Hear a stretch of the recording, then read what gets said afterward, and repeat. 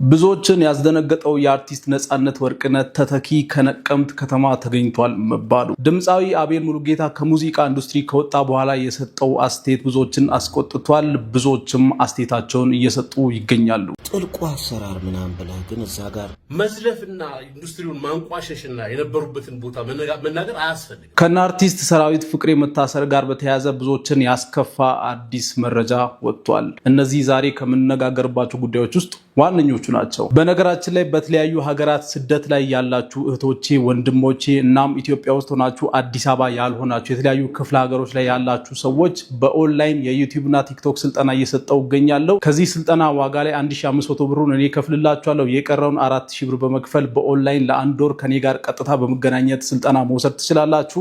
16ኛ ዙር ደርሰናል። በጣም ብዙዎች ህይወታቸው ተቀይሯል። እናንተም ይሄንን ስልጠና በትክክል ከተገበራችሁ ህይወታችሁ ማይቀየርበት ምክንያት ምንም የለም። እኔ ማድረግ ከቻልኩኝ እኔ መለወጥ ከቻልኩኝ እናንተ ማትቀየሩበት ምንም ምክንያት የለምና በ0924845589 በቴሌግራም በዋትስአፕ በፈለጋችሁት እኛን ማግኘት ትችላላችሁ። ወይም ደግሞ dalolacademy.com ላይ ገብታችሁ መመዝገብ ትችላላችሁ። አሁኑኑ አናግሩን። ሊንኩን ዲስክሪፕሽን ላይ አስቀምጬላችኋለሁ። ዛሬ እንግዲህ በጣም አነጋጋሪና ሲሪየስ የሆኑ ጉዳዮችን እና እኛ እንማርባቸዋለን ብዬ ያሰብኳቸው አዳዲስ ጉዳዮችን ይዤላችሁ መጥቻለሁ። ለዚህ ቻናል አዲስ የሆናችሁ ሰዎች ሰብስክራይብ ማድረጋችሁ በፍጹም እንዳትረሱ። ሁላችሁም እንደተለመደው ደግሞ ይህንን ቪዲዮ ላይክ፣ ዛሬ ለዚህ ቪዲዮ ቢያንስ 11000 ላይክ። ይህ ዳሎል ኢንተርቴይንመንት ነው።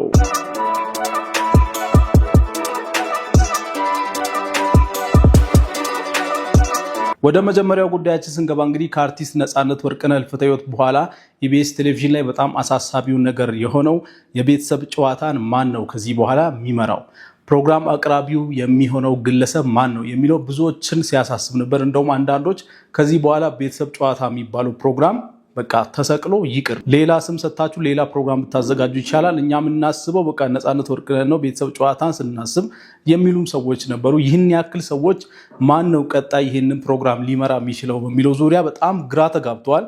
እናም ኢቢኤስ ቴሌቪዥን የተለያዩ እጩዎችን አምጥቶ የመጀመሪያውን እጩ ማለትም ኮሜዲያን ያሲኖን በዚህ ሳምንት ማክሰኞ ዕለት ፕሮግራሙን እንዲያቀርብ አድርጓል። ያንን ፕሮግራም በትንሹ ላሳያችሁና አሁን ደግሞ ከነቀምት ከተማ የተገኘው ሰው በጣም አነጋጋሪ ሆኗል። ቁጭ ነጻነት ወርቅነህን ይመስላል የተባለ ነው። እስቲ ለማንኛውም ኮሜዲያን ያሲኖ ማክሰኞ ዕለት እንዴት ነበር በትንሹ አይተን እንመለስ። ሰላም ውድ ኢትዮጵያውያን፣ ሰላም የኢቢኤስ ቤተሰቦች፣ እናንተ እንደምታውቁት እኔም እንደማውቀው በአንጋፋው አርቲስት በነጻነት ነበር ይህ መድረክ የሚደምቀው። የኢቢኤስ የቤተሰብ ጨዋታ ነፂ የሳቅ ጅረት አመለጠን ላፍታ።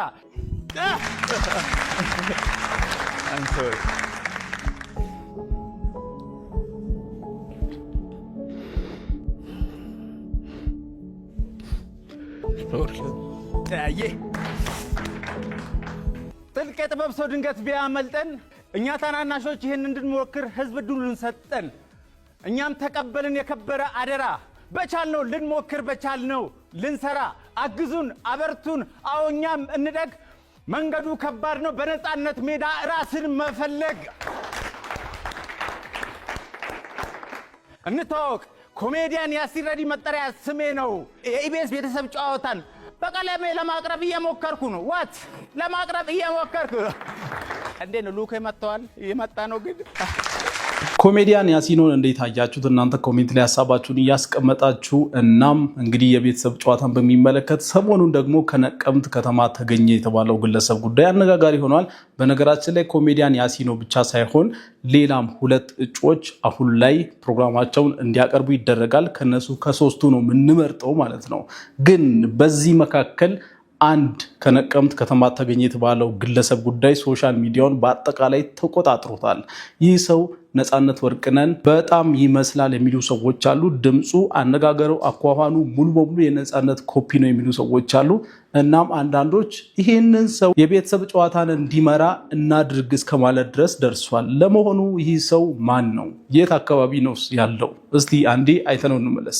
እኔ ብቻ ነኝ ግን ይሄ ልጅ አርቲስት ነጻነት ወርቅነህን ተክቶ የቤተሰብ ጨዋታን ቢመራ ብዬ ያሰብኩት። ልጁ እንግዲህ ከላይ እንደምታዩት ድምጹም አቀራረቡም ቁጭ አርቲስት ነጻነት ወርቅነህን ይመስላል። ሁላችሁም እስኪ ይሄን ቪዲዮ ተመልከቱትና ሐሳባችሁን ኮሜንት ላይ ጻፉልኝ። ሁላችሁም ትመጣላችሁ፣ ዝነኛና ሀብታም ታዋቂ ትሆናላችሁ፣ ትዋናላችሁ። እስቲ ነቀምት እስቲ ትዋኛላችሁ። እንደ ድሮ ሰርግ ሄዳችሁ ማግኘት እዚሁ እየዋኛችሁ ዳይቭ እየገባችሁ በላይፍ ሴቨር ነው። ተበላን አልተበላን ውሃውን ጠጣናል። ከጠጡ ችግር አለው እንዴ ዳኒ? ችግር የለውም። ጠጡ አለን እዚህ 40 ሺህ ታገር ስላለ እሱ ችግር የለብንም። መጣችሁ ትጠጣለ ማን ነው ትዋኛላችሁ። እማችሁትን እናለማምዳለን። ስፔሻሊ ቺኮች። ይህ ሰው እንግዲህ አንዱዓለም ይባላል። ያለውም ነቀምት ከተማ ነው። ነፃነት ወርቅነህን በማስመሰል የተለያዩ ማስታወቂያዎችን እየሰራ ነው እንግዲህ ሶሻል ሚዲያ ላይ እየታወቀው ማለት ነው። ለማንኛውም ይህንን ግለሰብ ሰዎች ቤተሰብ ጨዋታን ለምን አይመራም እያሉ በጣም ፑሽ እያደረጉ ነው። ተፈጥሮ የሰጠውን እድል ኢቢኤስ ቴሌቪዥን መከልከል የለበትም እስከማለት ደርሰዋል ሰዎች። ተፈጥሮ የሰጠውን እድል ኢቢኤስ ሊነፍገው አይገባም። እስኪ ይህንን ቪዲዮ ተመልከቱ። ቅጭን ለስል ሰምቻለሁ። ምን አለ ባቆም፣ ምን አለ አቆም ቢሆን ኑሮ፣ ምን አለ ባይ 10 ቁጥር መፍቻ ጠፋ በሚል ተልካሻ ምክንያት ገባ ያምራል። ዳቹም ተወጣናችሁ ዝነኛና ተዋግደረች ተለማላችሁ እዚህ ቦቁ ኢቢኤስ መናገር የመጀመሪያ ሳየው ነፃነት ዳግሞ ወደ ምድር የመጣ እስኪመስለኝ ድረስ ነው የደነገጥኩት። የቤተሰብ ጨዋታ ኮከብ የሆነው ነፃነት ወርቅነህ የሚተካ ተፈጥሮ አዘጋጅቶ ሰጥቶናል። ተፈጥሮ የሰጠንን እድል ኢቢኤስ ሊከለክለን ይችላል ብዬ አላስብም። ምናልባት አሁን ላይ የሚወዳደሩት የውድድር ሂደት ላይ በመሆናቸው ሊያስቸግር እንደሚችል እገነዘባለሁ። ግን ተወዳዳሪዎች የራሳቸው ቀለም ያላቸው ጎበዝ የጥበብ ሰዎች መሆናቸውን ሁላችንም እንመሰክራለን። ይሄ ነገር ኢቢኤስ መንደርም ደርሷል። እነ ሰይፉ ፋንታውንም ይህንን ቪዲዮ አይተዋል። የእነሱስ ሪያክሽን እንዴት ነበረ? እነ ሰይፉ ስለዚህ ልጅ ምን አሉ? እስቲ የእነሱን ማስተያየት እንመልከት። ነፃነት መተካት ያለበት በዚህ ልጅ ነው ብሎ ደምድሞ ነው። እስኪ ይህን ያህል ተማምኖ ከላከልን ምን ያህል ነፃነትን ቢመስል ነው? አይተነው እንመለስ እስኪ እንየው። እስኪ እዚህ ነቀምት እዚህ ትዋኛላችሁ። በጣም ይሄ አሁን ገጽታውን ሳናየው መልኩን ሳናየው ዝም ብለን ድምጹን እየሰማን ቢሆን ከዚህ በፊት ነፂ ብሎ በሊፕሲንክ እየሰራው ነበር የሚመስለው እና በጣም ነው የሚመስለው። ድምጹ፣ አነጋገሩ፣ አካሄዱ በጣም ነው የሚመስለው። የሆነ የኮንስትራክሽን ሰራተኛ ነው አይደል የሚመስለው። የሆነ ፊቱ አገጩና እዚህ አገጩ ስር ደግሞ እና ደግሞ ያው መልክም መመሳሰሉ ደግሞ በጣም የሚገርም ነው። ሰው እሺ ድምጽ ይሁን ሳይዝ አሁን ይኸው እስኪ እናም እንግዲህ ሰዎች በጣም ትኩረት የሰጡበት ምክንያት የድምፁ ጉዳይ ብቻ ሳይሆን እንደሰማችሁት የመልክ መመሳሰልም ነገር አለ እና በጣም ይመሳሰላሉ። ስለዚህ ነፃነት ወርቅነህ ዳግመኛ ብለን ቤተሰብ ጨዋታ ላይ እናምጣው የሚል ሀሳብ ሰዎች እየሰጡ ቢሆንም አንዳንዶች ደግሞ እንዴት ጋዜጠኝነት ራሱን የቻለ ሙያ ነው፣ የትምህርት ባክግራውንድ ይጠይቃል፣ ኢቲክስ ወይም ስነ ምግባር ይጠይቃል እና እነዚህ ነገሮች ያልሰለጠነ ሰው መጥቶ ፕሮግራም አዘጋጅ አቅራቢ መሆን አይችልም። እሱ ተሰጥኦ ቢኖረውም ይህን ነገር እስካላደረገ ድረስ ነፃነት ወርቅነህን ሊተካ አይችልም የሚል አስተያየት እየሰጡ ነው። ትመጣላችሁ ዝነኛና ሀብታም ታዋቂ ትሆናላችሁ። እዚህ ነቀምት እዚህ ትዋኛላችሁ። እንደ ድሮ ሶርጋ ሄዳችሁ መዋኘት እዚሁ እየዋኛችሁ ዳይቭ እየገባችሁ በላይፍ ሴቨር ነው። ተበላን አልተበላን ውሃውን ጠጣናል። ከጠጡ ችግር አለው እንዴ ዳኒ? እና እናንተስ በዚህ ጉዳይ ያላችሁ ሀሳብ ምንድነው? ኮሜንት ላይ ሀሳባችሁን አስቀምጡልኝ። በእርግጠኝነት ሁለቱን ነገሮች ባላንስ አድርጋችሁ ኮሜንት ትሰጣላችሁ ብዬ አስባለሁ። እናም ከሶስቱ ከኮሜዲያን ያሲኖ ጋር በተያያዘም የእናንተ ሀሳብ ምንድነው? ከዚህ በኋላ ያሉት ሁለት ሰዎች ከኮሜዲያን ያሲኖ የተሻለ ፐርፎርም ማድረግ ይችላሉ ብላችሁ ታስባላችሁ? ሁላችሁም የራሳችሁን ሀሳብ ኮሜንት ላይ በሪስፔክት ኮሜንታችሁን እየጻፋችሁ ወደ ቀጣዩ ጉዳይ እንገባለን። ሰሞኑ እንግዲህ እንደምታውቁት ታዋቂ አርቲስቶች፣ በጣም አንጋፋ አርቲስቶች እናም ሶሻል ሚዲያ ላይ የምናውቃቸው ሰዎች እናም የፊንቴክ ኢንቨስትመንት ግሩፕ ባለቤት የሆነ ግለሰብ አንድ ላይ ሁሉም እንደታሰሩ እናውቃለን። ከመኪና ጋር በተያያዘ ይህንን ጉዳይ ከዚህ በፊት ቪዲዮ ሰርቼበታለሁ። አሁን ላይ የወጣው አዲስ መረጃ ደግሞ ትንሽ ሰዎችን ያስከፋ ሆኗል።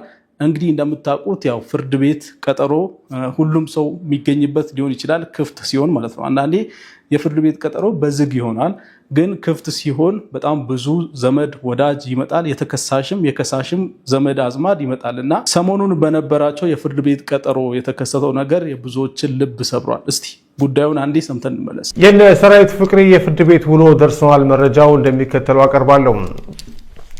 እነ ሰራዊት ፍቅሬ ከፊንቴክ ጋር በተያያዘ ፍርድ ቤት ዛሬ ቀጠሮ እንዳላቸው ነግሬያችሁ ነበረ።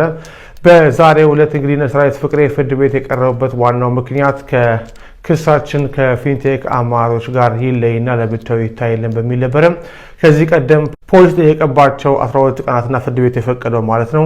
በዛ ላይ ይግባኝ እንጠይቃለን የሚል ነበረ። በዚህ መሰረት ፍርድ ቤቱ ይግባኛቸውን አጽድቆ ዛሬ ጉዳያቸውን ተመልክቷል። ዛሬ ፖሊስ ፍርድ ቤት ቀርቦ የራሱን ሀሳብ አስረድቷል። በዚህ መሰረት ፖሊስ አርቲስቶቹ እስካሁን ድረስ እነዚህ ከፊንቴክ የወሰዷቸውን መኪኖች አላስረከቡኝ የሚልና ሌሎችን ምክንያቶችን በማቅረብ የምርመራው ጊዜ ከዚህ ቀደም በተፈቀደው መሰረት 12 ቀናት እንዲቀጥል ጠይቋል።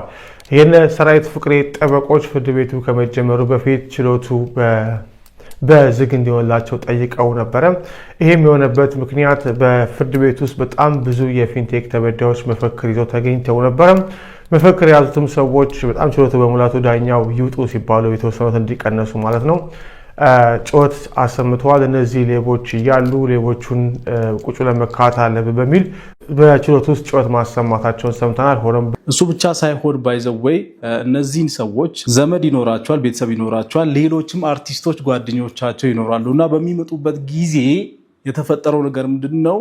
ተበዳዮቹ በጣም ስሜታዊ ሆነዋል። ማለት ያጡት ነገር በጣም አንገብግቧቸዋል እና ይሄ ነገር በፍርድ ሂደት ላይ ቢሆንም እነዚህ ሰዎች እኛ አምነናቸው ነው እዚህ ነገር ውስጥ የገባ ነው ከሚል መነሻ በጣም ብዙ ነገር ሲሏቸው ነበር በሰዓቱ እና ሰዎች ደንግጠዋል። ደግሞ ሌሎች ሰዎች በተቃራኒው አዎ ይገባቸዋል፣ እነዚህ ሰዎች በፍርድ ቤት ቅጣታቸውን ላያገኙም ይችላሉ፣ ስለዚህ እኛ እልሃችንን መወጣት አለብን፣ ልካቸውን መናገር አለብን የሚሉም ሰዎች አሉ እና ይሄ ጉዳይ በጣም ከምናስበው በላይ ሄዷል ማለት ነው። በጣም አሳሳቢ ደረጃ ላይ ደርሷል። ፖሊስ እንደወደረገው ችሎቱ የሚችለው ሰው ቁጥር ብቻ ተቀምጦ ተካቷል። ዳኛውን በዝግ ችሎት አላደርግም በሚል ችሎቱ እንዲቀጥል ወስኗል። በዚህ መሰረት ፍርድ ቤቱ የነ ሰራዊት ፍቅሬን ጉዳይ ከተመለከተ በኋላ ፖሊስ ለሰኞ 8 ሰዓት መዝገቡን ይዞ ፍርድ ቤት እንዲቀርብ አዟል። ከሰኞ በኋላ መዝገቡን ከተመለከተ በኋላ የነ ሰራዊትን ይግባኝ ውሳኔ እንደሚሰጥበት አስታውቋል። እነ ሰራዊት ፍቅሬ ወደ እስር ቤት በሚመለሱበት ጊዜ መፈክር የያዘው የፊንቴክ ተበዳይ ፍትህ ይሰጠን በሚል የተለያዩ ተቃውሞችን ሲያሰማ ነበረ። እናም እንግዲህ በቦታው ልክ እንደ ሰላማዊ ሰልፍ አይነት ነገር ነበረ ማለት ነው። በወረቀት የተጻፉ መፈክሮችን ይዘው መጥተው ነበረ ሰዎች። ለማንኛውም ፍርድ ቤት የያዘው ጉዳይ ላይ አስተያየት መስጠት የሚቻል ነገር አይደለም። ሰኞ ዕለት ባላቸው ቀጠሮ ምን እንደሚባል ተከታትዬ ማሳውቃችሁ ነው የሚሆነው። እናም ይሄንን ጉዳይ በሚመለከት አንዳንድ ሰዎች አዎ እነዚህ አርቲስቶች ይገባቸዋል፣ ይሄ ሁሉ ነገር ይገባቸዋል፣ ምክንያቱም እኛ እነሱን አምነን ነው እዚህ ነገር ውስጥ የገባ ነው ይላሉ። አንዳንድ ሰዎች ደግሞ በተቃራኒው እንዴት የታሰረ ሰው ላይ እንደዚህ ይባላል? ኢትዮጵያዊነት እኮ የሚባል ነገር አለ። ባህላችን እንደዚህ አይደለም። ሰው የሆነ ነገር አጥፍቶ በሚታሰርበት ጊዜ የታሰረ ሰው ላይ ብዙ አስተያየት መስጠት ትክክል አይደለም የሚል ሀሳብ የሚሰጡ ሰዎች አሉ። ማለትም ሰው ሲታሰር እንግዲህ ወይ የሆነ ትክክል የሆነ ግልጽ የሆነ ወንጀል ሰርቶ ቢሆን እንኳን በቃ የተይዞ የታሰረ እስር ቤት ያለ ሰው ላይ ብዙ ነገር መናገር ትክክል አይደለም። ይሄ ከባህላችን ውጪ ነው። አትሊስት ዝም በማለት ቤተሰቦቻቸውን እኛ አእምሯቸውን ማወክ የለብንም የሚል አስተያየት የሚሰጡ ሰዎች አሉ። የወደቀ እንጨት ላይ ምሳር ይበዛል ምናምን የሚባል አባባል አለ እና ያንንም የሚጠቅሱ ሰዎች አሉ እና ከዚህ ጉዳይ ጋር ተያይዞ የእናንተ ሀሳብ እንደሆነ ኮሜንት ላይ ያስቀምጡልኝ። ለማንኛውም አዳዲስ የፍርድ ቤት ውሳኔዎች የሚኖሩ ከሆነ ይዤላችሁ እመጣለሁ። እስካሁን ድረስ ያለው መረጃ ባጭሩ ይሄ ነው። ሰሞኑን በጣም አነጋጋሪ የሆነ ሌላ ጉዳይ አለ። እሱም ድምፃዊ አቤል ሙሉጌታ እንግዲህ ከሙዚቃው ኢንዱስትሪ እንደወጣ እና ሌሎችንም አስተያየቶች አካቶ ሶሻል ሚዲያ ላይ የሆነ ጽሁፍ ፖስት አድርጓል እና ይህንን ጽሁፍ ተከትለው አንዳንድ ይህንን ነገር ያልተቀበሉ ሰዎች አሉ። የሰጠውን አስተያየት ስለ ሙዚቃው ኢንዱስትሪ የተሰጠውን አስተያየት ያልተቀበሉ ሰዎች አሉ። ድምፃዊ አቤል ሙሉጌታ ሙዚቃ ላይ ወረደበት አይገልጸውም፣ ወረደበት። ድምፃዊው ሙዚቃ ካሁን በኋላ አቁሜያለሁ ብሏል። በዘፋኝነቱ ህይወት ላይ ግን ከባድ የሆነ ትችት ሰንዝረዋል። መረጃውን በአጭሩ አቀርብላችኋለሁ። ድምፃዊ አቤል ሙሉጌታ ከዓለማዊ የሙዚቃ ማለትም የዘፈን ዓለም ሙሉ በሙሉ መውጣቱንና ወደ ክርስትና እምነቱ ወይም ወንጌል መመለሱን በይፋ አስታውቀዋል። ድምፃዊው መጋቢት 21 ቀን 2018 ዓ.ም በማህበራዊ ገጹ ባሰፈረው ሰፊና ስሜታዊ መልእክት ውሳኔውን ከማሳወቅ ባለፈ እስካሁን ሲንቀሳቀስበት የነበረውን የሙዚቃ ኢንዱስትሪ በከፍተኛ ሁኔታ አብጠልጥሎታል። አቤል ዘርፉን ቆሻሻ የውሸት መልክና በውስብስብ አጋንንታዊ አሳር የተያዘ ሲል የገለጸው ሲሆን ዓለማዊ ዘፋኝነት ከስካር ጋር ፈጽሞ የማይነጣጠል መሆኑን በመግለጽ በዘርፉ ላይ ያሉ የቀድሞ የሙያ አጋሮችም ይህንን ዓለም ትተው እንዲወጡ ጥሪ አቅርቧል። ይህ የአቤል እርምጃና መግለጫ በኪነ ጥበቡ ማህበረሰብና በተከታዮቹ ዘንድ የተለያዩ አስተያየቶችን ፈጥሯል። በአንድ በኩል የእምነቱ ተከታዮችና የሃይማኖት አባቶች የወሰደውን እርምጃ በከፍተኛ የደስታ ስሜትና የጠፋው ልጅ ተገኘ በሚል አቀባበል የተቀበሉ ሲሆን፣ በሌላ በኩል ግን ድምፃዊው ለዓመታት ሲታደርበትና ስም ሲያተርፍበት የነበረው ሙያም በአጠቃላይ አጋንንታዊና ቆሻሻ ብሎ መፈረጁ የሙዚቃ ኢንዱስትሪውን አጠቃላይ ገጽታ በጥቁር ቀለም የሚቀባና ሚዛናዊነት የጎደለው ትችት ነው የሚሉም ወገኖች አልጠፉም።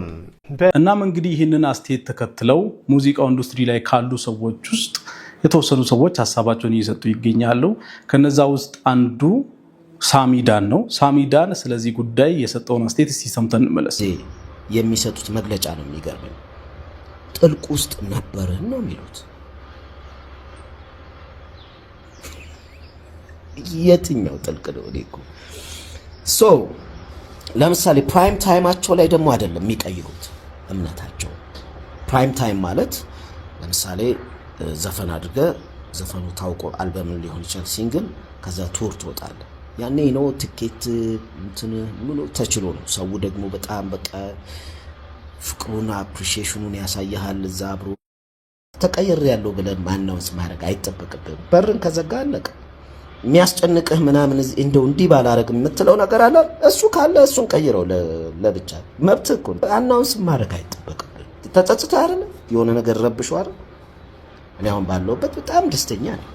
በቃ ደስ የሚል ህይወት ነው ምኖር። ይህንን ጉዳይ በሚመለከት ሳሚዳን የሰጠውን አስተያየት ሰዎች በሁለት መንገድ አይተውታል። አንደኛ ነገር አቤል ሙሉጌታ ከዚህ በፊት የነበረበት ሃይማኖት ላይ እኮ ነው አሁንም ያለው። የሙዚቃውን ኢንዱስትሪ ትቶ እምነቱ ላይ ጠነከረ እንጂ ሌላ ሃይማኖት አልቀየረም። ስለዚህ ይሄ መልእክት ለአቤል ሙሉጌታ አይደለም ለሌላ ሰው ነው። ሰሞኑን ሌላም ሙዚቀኛ እንደዚህ ሃይማኖቱን ቀይሯል ምናምን የሚባል ነገር ተሰምቷል። ዘፋኝነት በራሱ ኃጢአት ነው። የሱን ያሁን ኦርቶዶክስነት ተከታይ ነኝ። ኦርቶዶክስነት የሚለው ዘፋኝነት ኃጢአት ነው የሚለው ምክንያቱም መጽሐፍ ቅዱስ ላይ በ16ኝነት ተጠቅሷል። ያው ትላንት እንደተነጋገር ነው ከ1 እስከ 15 ደግሞ አዳሜ ስደፈጥጩ ነው የምትዩ። ስለዚህ ሁላችንም ገቢ ነው። ንጹህ ነኝ ምናምን ብሎ የሚወጣ ሰው ካለ ይገርመኛል።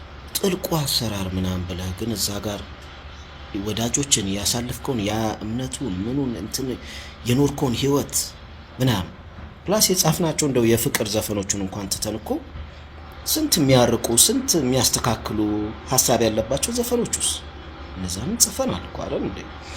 እርዳታ ላይ ምን ላይ ሰው ማስተባበር ላይ ምናምን ተሳትፈናል። ለሶሳይቲው የምታስተዋወው አለ።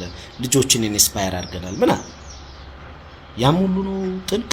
ለማንኛውም ሰመረ ባሪያው ደግሞ ስለዚህ ጉዳይ አስተያየት ሰጥቷል። ሰመረ ባሪያው አስተያየት ሲሰጥ ምንድነው የሙዚቃ ኢንዱስትሪውን ለመተቸት አትሩጡ፣ ከወጣችሁ ውጡ እንጂ የሙዚቃ ኢንዱስትሪውን የሰራችሁበትን ተመልሳችሁ ለመተቸት አትሩጡ የሚል ሐሳብ ሰጥቷል። የሱን እስቲ እንስማ። በዚህ የሙዚቃ ኢንዱስትሪ አንተ ገብተህበት ቅድም እንዳልኩ ልትታወቅ፣ ልናውቅ፣ ልንወድ፣ ልናደንቅ ስራዎችን ልንል ችለናል። ወይስ አምጥቶሃል እዚህ ድረስ ማለት ነው። ለምን ሄድክ? ፐርሰናል ቾይስ መብት ነው። በሃይማኖት ምክንያት ሊሆን ይችላል፣ በጤና ጉዳይም ሊሆን ይችላል። ከፈለገ ምንም ይሁን ምክንያቱ እሱ ምክንያት የማንም ማተራል ያንተ ቾይስ ነው። እሱ ምክንያት አንተንም በዛ ሴንስ ነበር ትችዋለህ፣ ውስጥ ደግሞ ትተኸዋል። ዘን ወይ ጎን ሙዚቃ ይቀጥላል፣ ኢንዱስትሪው ይቀጥላል። ሰዎችን በግል ምርጫቸው መሄዳቸውን ይቀጥላሉ፣ ይመለሳሉ። የሆነ ሳለ ወደ ሙዚቃው ኢንዱስትሪ ተመልሰው መሄዳሉ። ይሄ የግል ምርጫ ነው። ሳማው ሲኬድ ግን መዝለፍና ኢንዱስትሪውን ማንቋሸሽና የነበሩበትን ቦታ መናገር አያስፈልግም። ትልቁ ችግር እሱ ነው። ሰዎች የግል ሃይማኖታቸውን ሲከተሉ ሁሉም ዓለም ላይ ያለ ህዝብ የነሱን ሃይማኖት አይከተልም። አንድ የተወሰነ ኤክስ የሚባል ሃይማኖት ቢኖርና ኤክስ የሚባለው ሃይማኖት በጨረቃ የሚያምን ቢሆን እኔ ኤክስ ሃይማኖት ተከታዮች ያሉበት ቦታ የተቀመጡበት ቦታ ገብቼ ጨረቃ ቆሻሻ ናት የገማች ናት ምናምን አይደለም። እነሱን አከብራለሁ። ቢያንስ በጨረቃ ያለኝን ቫልዩ እኔ ራሴ አውቃለሁ።